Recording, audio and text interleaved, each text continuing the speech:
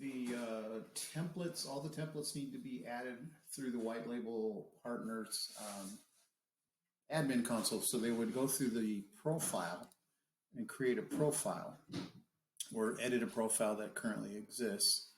So if we say new profile, give it a name. And then in here, we need to say add template.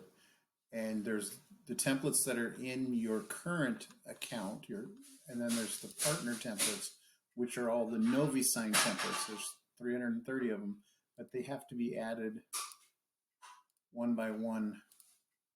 And that's the only way to get all of the templates in for a partner.